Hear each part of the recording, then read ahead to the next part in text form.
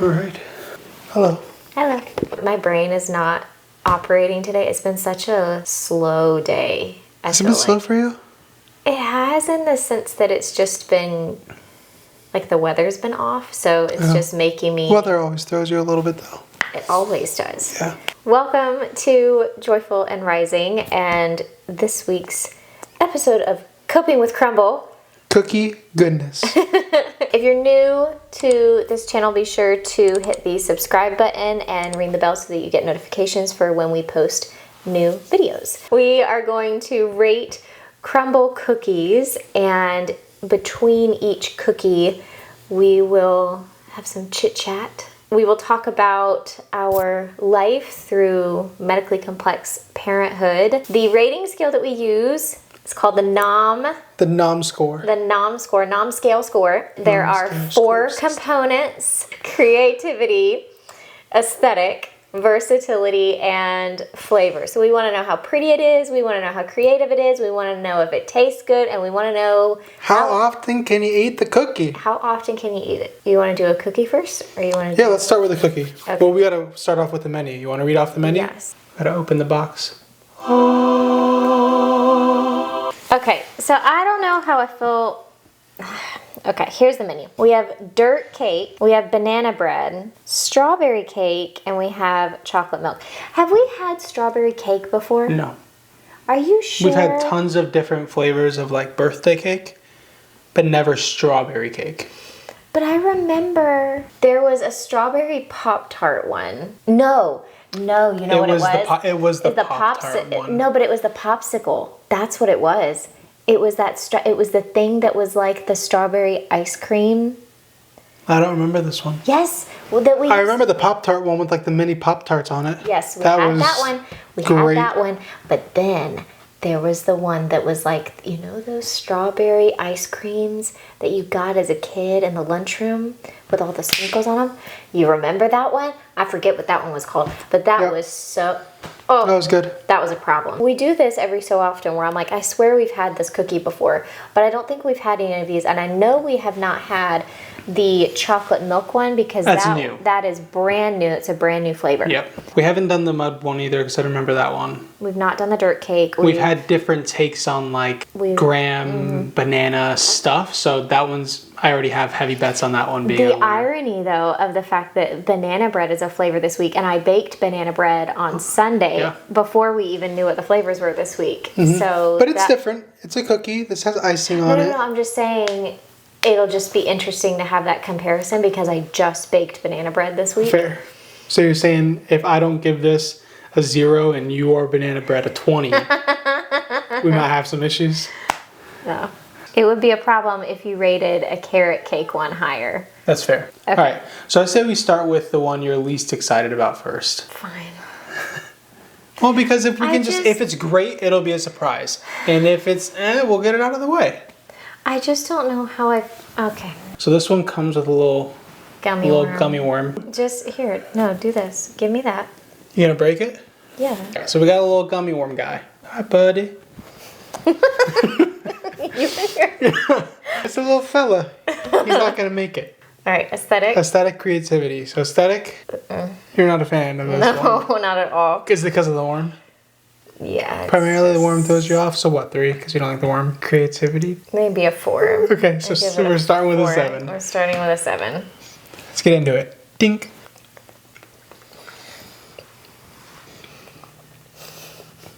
I'm confused. When I eat this, I don't need the gummy worm.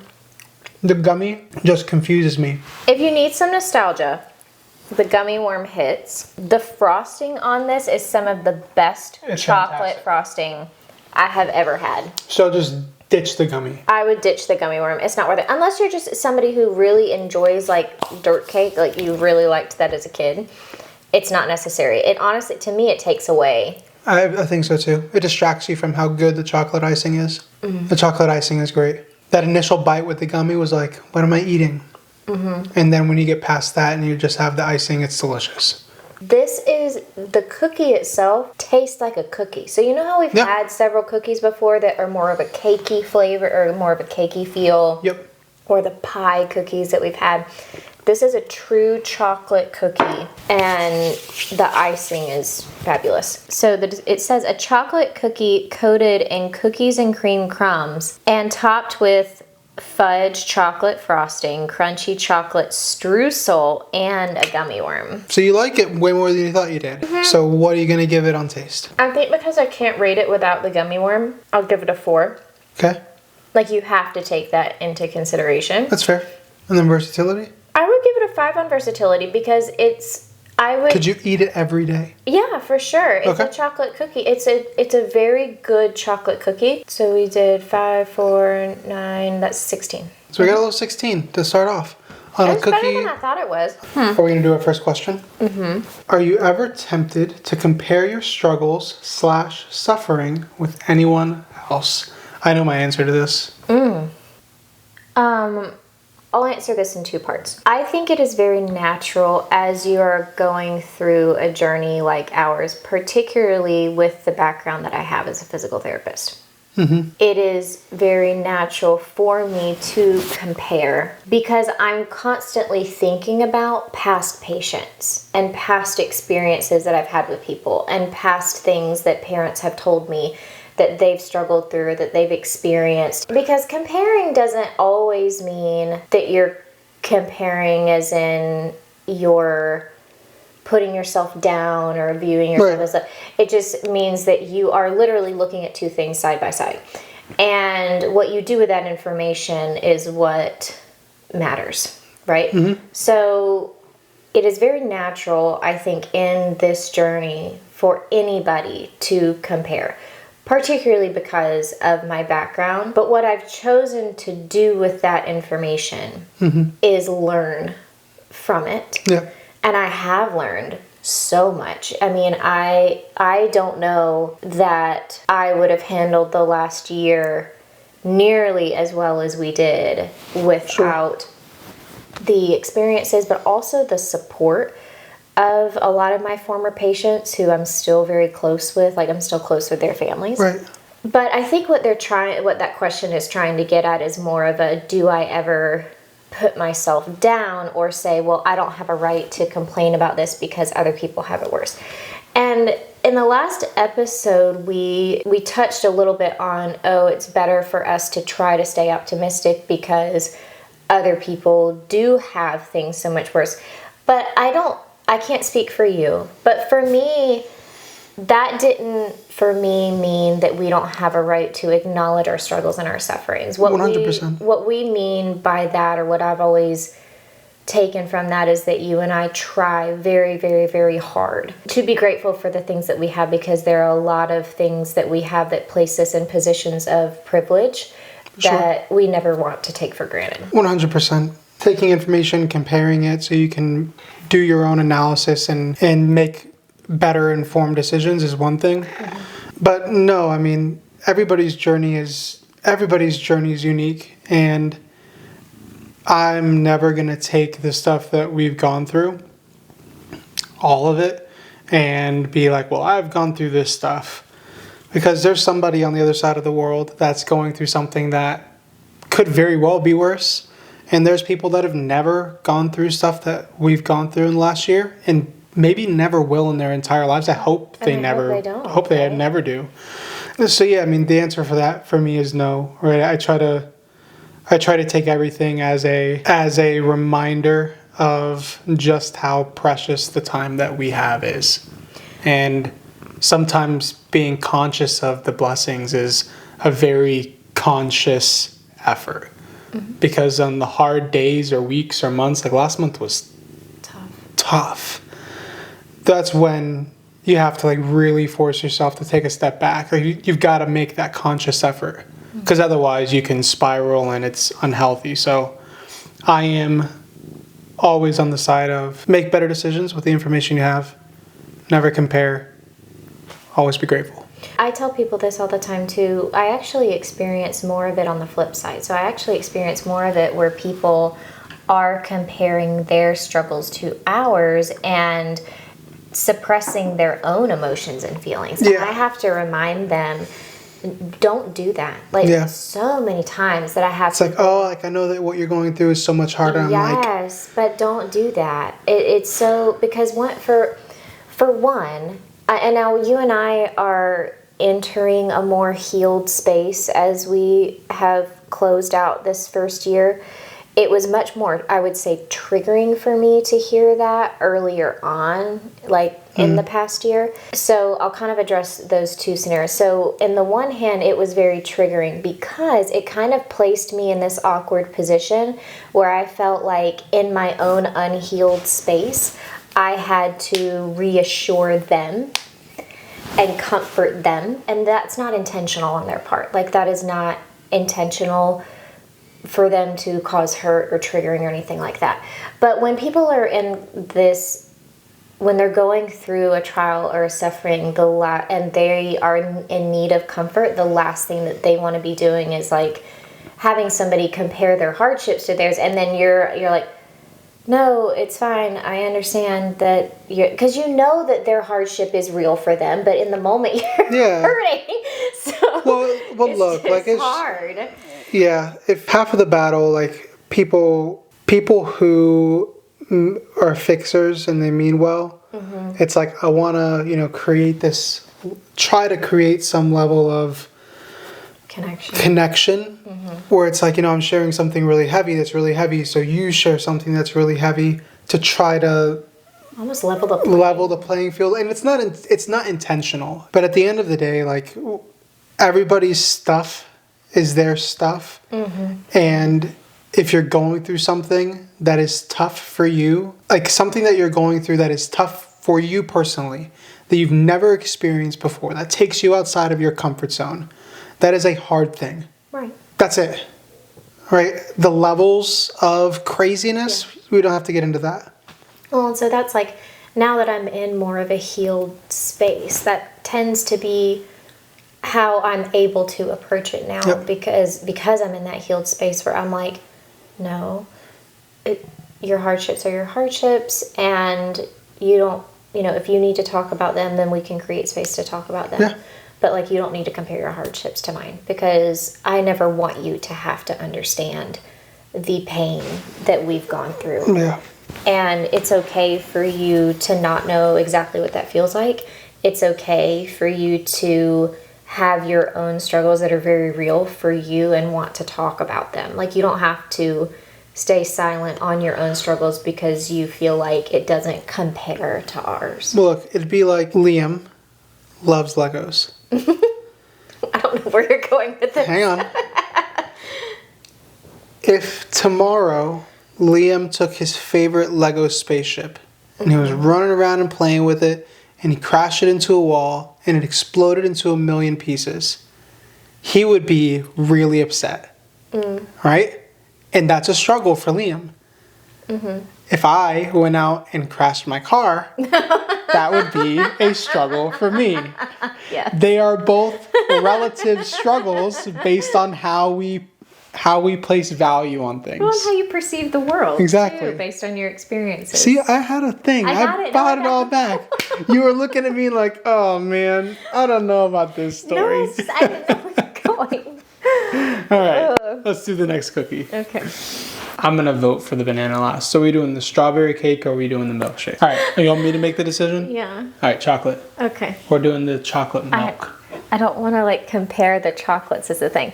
Okay, so this chocolate milk. I'm going to give you this one. This one's a little more sturdy. I'm going to be able to eat that one. You want me to read it? Yeah. Well, yeah, but I couldn't cut it in half because it was very... Oh, it's more of like the pie shape. Yeah, that's what I'm saying. It's like it's a chocolate pie like crust. All right, so I'll read this one. Chocolate milk. A smooth, chocolatey delight. A malted milk chocolate cookie topped with chocolate milk mousse, chocolate whipped cream, and a crunchy wafer straw. That was way more dramatic than it had to be. Hey, gotta make it interesting. Wait, so did we miss the straw? No, I have the straw. You have the straw. You want a piece of the straw? No, that's okay. I don't know that you can. It's a little wafer. Oh. I ate the wafer. Now you can have it. I have my I kind of cheated there. You cheated. So, aesthetic creativity.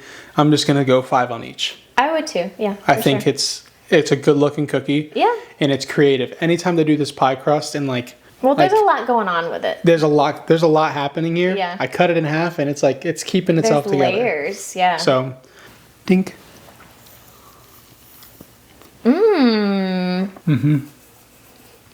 It's just good. It's just good. It's just really How is good. it that they do so many different chocolate things and none of them are the same? Yep. Except, so all the peanut butter ones all generally taste the same because peanut butter is such a strong, overpowering flavor. But This chocolate cookie is completely different Completely from that different. chocolate cookie. and it's better. completely different than the one from last week. Yep. So what are you saying on flavor?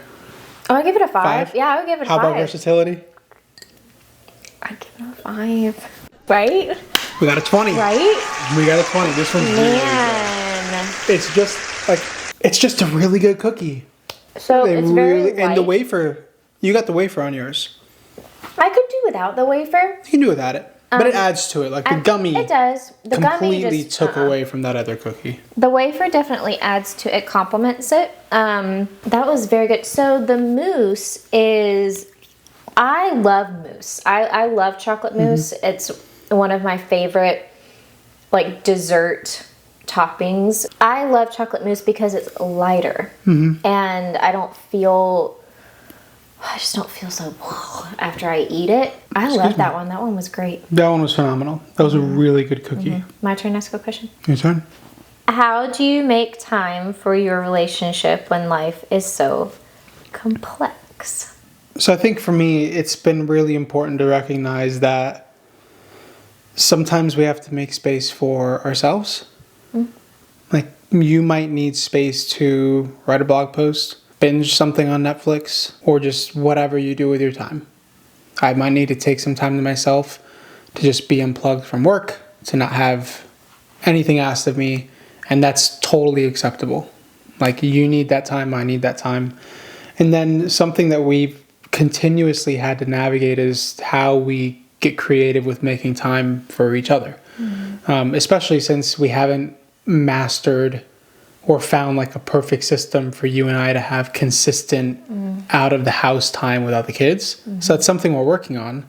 But outside of that, like that's not something, because of everything with Marsaili, that we can do on a regular basis. So how we spend time together, like what we're doing right now, like we're having conversation about real stuff while we enjoy some cookies while the kids are asleep. That's quality time.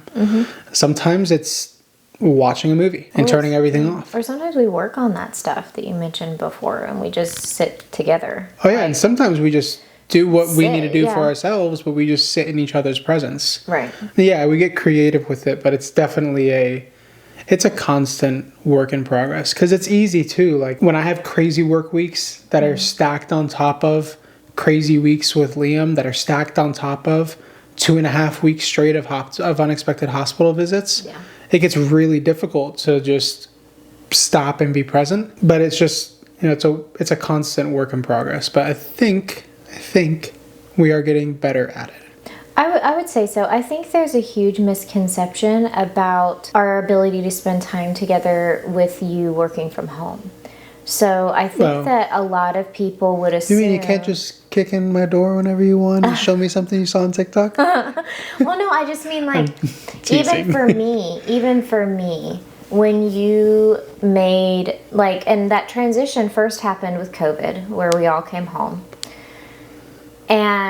But then particularly when you started the job that you have now, I think I underestimated my need for quality time, or just maybe subconsciously just assumed that since you were going to be home that I wouldn't feel some kind of void there. And that you wouldn't feel my absence because I was in the same house. Yeah, and that's what's been really interesting, particularly with Marsaili being so complex, is that you really start to understand the value of mental and emotional presence as compared to physical presence, because we are physically present with each other all the time.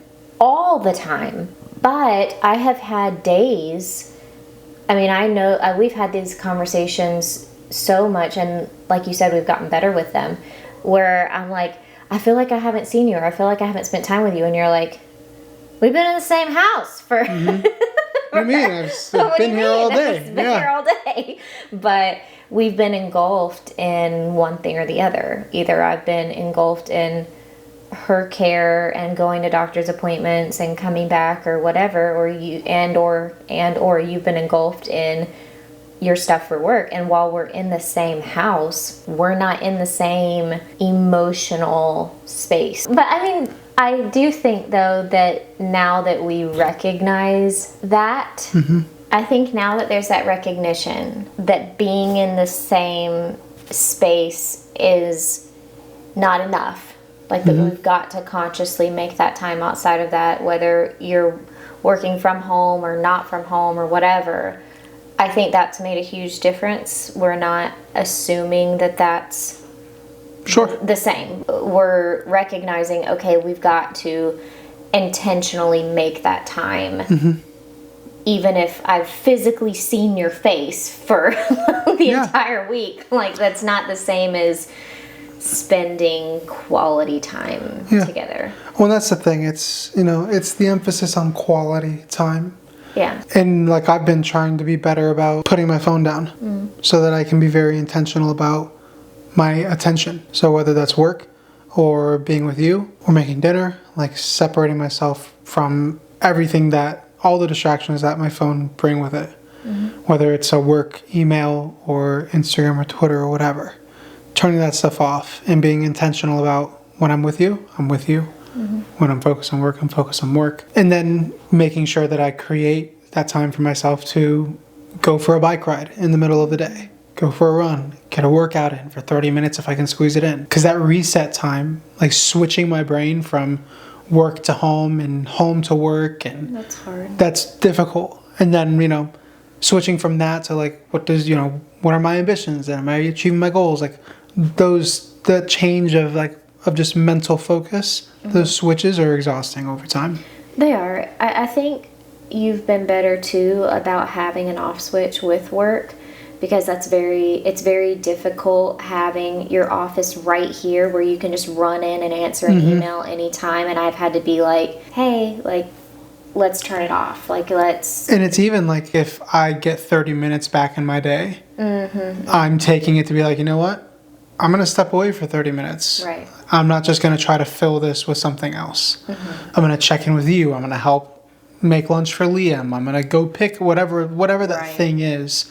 I'm not going to just do work for the sake of work. I want to make sure that in everything, in work, it's quality work, not quantity work.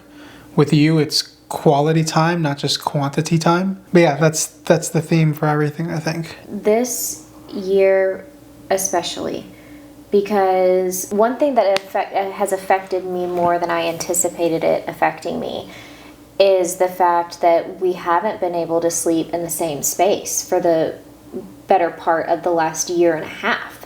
Because in the last half of my pregnancy, I was so uncomfortable all the time. And I felt like I was constantly waking you up, and the only place I could get comfortable was the guest room. So for the last half of my pregnancy, I slept down there. And then because we are trying to survive with Marsaili, we've been switching off nights. So for the most part, we've been split between bedrooms and between her care every night, and have barely slept in the same space for the last year and a half.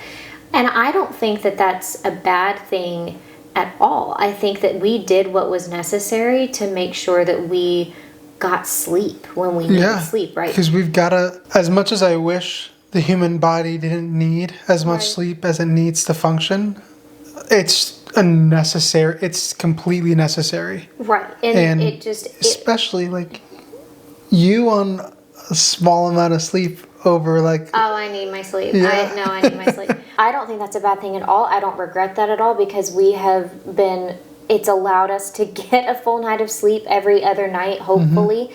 What that did that I wasn't anticipating was create an additional need for more creativity in terms of quality time, because I didn't take into account the number of times that before we would fall asleep, lay in bed and talk. lay in bed and read, lay in bed and, do whatever. I've been so good. I haven't made any jokes. Can you reset? I don't know. You just all right. This conversation just.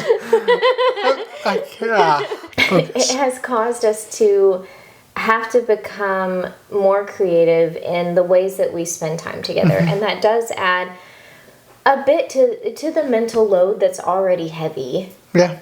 But I do think that we're getting better at, and we're finding our own way. And honestly, that changes from day to day. It changes week to week, month to month. But I think if I had to nail down one thing that helps us spend more quality time together, it's just flexibility and communication. A lot of the time, it's me looking at you and saying, what do you need right now? Mm-hmm. Do you want to sit and talk? Or do you just need to go take a shower for 30 minutes and be by yourself? Right. Because sometimes you don't need another voice to talk to. Sometimes you just need to unplug. Right. And making the space for you to articulate that, I think that's helped a lot too. Yeah, for sure. Next cookie? Yeah. Cool. I kind of want to end on the strawberry one. You want to end on the strawberry one? Yeah. Okay. So then we're doing the banana bread, right? Yes. Do you want to read the description? Yes, I will read the description. A fluffy banana cookie. Yeah. With flavors of Hello Nala, brown cinnamon sugar, and vanilla, topped with a cream cheese glaze and a brown sugar streusel. I know exactly how I feel about this one already. So off the bat, aesthetic, I'm going to say 5. It's a beautiful cookie. Sure. Creativity, it's a banana. It's a 5. 5? Yeah. Banana bread. It's got the streusel and the crumbs and the things. Fair enough. So 5. Dink. Good. So here's what's interesting. It actually reminds me of banana pudding more than banana bread. Ooh. Interesting. So banana can be a very strong flavor. It's very well done. I get more of the banana on the back end. It's very good. It's not overpowering. It's a very good cookie. I could not eat it all the time. I'd give it a 5 on flavor. 4 on versatility? Are you about to say 3 on versatility? No, 4. 4 is fine. 4? Yeah. You could eat it every week. You said you could eat the chocolate every day. You are more of a chocolate cow. I am.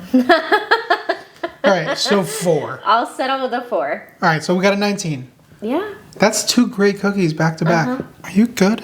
No. It reminds me of banana pudding more than banana bread. I agree. But it's fantastic. It's a great cookie. Okay. Did you just want to be the star of the show? Yes. She runs things. Obviously. How is Big Brother doing with his sister? Oh, he's so great. He really is. He's so great. So a lot of people have probably seen the video from her birthday, but that was literally like the sweetest thing Him in the picking whole out world. stuff for her? Oh my gosh. Okay. So we didn't plan a big thing for her birthday because of how up and down everything has been. And he was just not having that. He was like, what are we doing? We doing a jump house? Yeah, are we doing a jump house? Are we going to Disney? Where's the cake? Where are we going? And I said, buddy, like we don't have a cake today. We'll do that this weekend. Mommy, we gotta have a cake. It's her birthday. We can do cupcakes instead. We can do cupcakes, and no, he said and cake. He wanted cake. Cupcakes and cake? Yes. I settled with him that if he gave me an hour to sip my coffee and wake up, that I would take him to Target and pick some. This is just negotiation 101 over here. Literally. So we go to Target and we get the stuff for the cupcakes. And I wanted to do a mermaid theme. So I thought, at one time they had those mermaid shirts. And so I wanted to get her that. Couldn't find one. We walked past this tutu. And it says for ages 3+. And he goes, oh, Mommy, that would be perfect. And I was like, buddy, it's really pretty. And the colors are perfect. But I don't think that's going to fit. It's going to be too big. And he literally goes, no, Mommy, it'll not be too big. It will fit her perfect. She will look like a princess. And I was like, oh, my heart. So sweet. He is so, and we can get into like parenting style and all that other stuff. He is so empathetic and conscious of other people. He is always thinking about other people, and he's so great with her. He really is. So he is a highly sensitive person. I think part of that is neurodivergence related. Yeah. The fact that he is able to read emotions as well as he can is pretty significant. And especially at his age. At his age, yes, Yeah. at his age. I think it's just interesting watching him. I don't know if it's just how he is or because I used to take him to the clinic with me and, you know, he would play with other kids with different abilities. Like, he does so well gauging how to play with other children of different ages, of different functional levels. Like, he's very good with that. So with Marsaili, the biggest thing that he struggles with is he doesn't quite understand why she's different. Right. And he just but he knows that she is. He knows he that doesn't she get is. why. He knows that when we go to the doctor, he's like, does Marsaili need help with her brain? Yeah. You know, and he knows that, you know, he's also picked up on, okay, like if mommy's in the hospital, this is what daddy's doing. Right. And when you go to the hospital, he's like, all right, dad, like, we're going to go have dinner with mom and baby at the hospital. Right. And when you get home, he's excited. And with stuff with her, like, he's just, I mean, at his graduation. Oh my God. At his graduation, when stinky. all the kids were walking around and his little class was walking by, he was so excited to tell everyone in class, this is my baby. This is my baby. Not my baby sister. This is my baby. He's so He's proud. amazing. Well, and I think that was huge for me because it hurt my heart a little bit, but also made me really happy. And it hurt my heart a little bit because I knew that he was so excited because we really haven't been able to do that stuff with him all year. So it was very significant to him to be like, oh, my sister's here. My sister who's never able to come to this stuff is here. The hardest questions, I think, that we deal with are the ones where he, you know, when is she going to walk? When is she going to talk? When is she going to do all these things that we don't even know if she will be able to do? And we're kind of slowly approaching those questions in an age-appropriate manner with him. But what I love is that he doesn't press in this from a judgment standpoint. He's truly such a child about it, where he asks and I say, I don't know, buddy. Okay. And he just plays with her the way that he wants to play with her. Are you gonna cry? I get emotional okay? about this kid. He's so protective of her, and I mean, just loves her to pieces. So he's great. I love him so much. He's so great. He's a ham. He's a ham. He is He's a ham and a half. He is an energy ball. He's got such a great spirit. Oh yeah. And he's such just, man, like, I can go on about him. He's amazing. He is. He's an amazing kid. He's an amazing human. And he's a great brother. He is. He's doing great. I'm going to move on before I frickin' like Lose your mind. lose it here. All right. Last cookie. Last cookie is the strawberry. Dang it. Are you okay? Yeah, it's just like this lingering tear that wants to come out of my eye. Stay in there. Strawberry cake, a warm strawberry and vanilla cookie swirled with a fresh strawberry cream cheese frosting and sprinkled with delicate white chocolate curls. All right. So how we feeling? Aesthetic? I give it a 5. It's very pretty. It is a very pretty cake. I'm still recovering over here. It is a very pretty cookie. Are you? She's done with us Make now. up your mind. She's done with us now. Excuse you. Creativity? 4. 4. Solid. Coals? Dink. You know, this is the kind of stuff. This is the kind of stuff that just makes you Wow. binge eat a whole box of cookies. The amount of self-control right now not to eat the remaining 60% of that cookie. I know. I think that's another 19. It's a 19. It is. It's a freaking 19. It's so good. The flavor is such that it's very enjoyable to eat. You're not overwhelmed when you take a bite of it, and you want to eat more. Versus there have been cookies that we take one bite of and we're like, That's I am it. done. I'm done. Yeah. Not because they're not good, but because they're just so heavy. So perfect. Perfecto. And could eat it literally whenever. It's very good. That was a great box. That's a great box. You had a I don't want to call it a sleeper cookie. You had a cookie that we were nervous about that turned out to be a good cookie. We had 2 19s and a 20. Now we just have to put the box on like the top of the cabinet so we don't eat them give it all. to Zach and Liz. Give it to Zach and Liz. Sorry, guys. Sorry.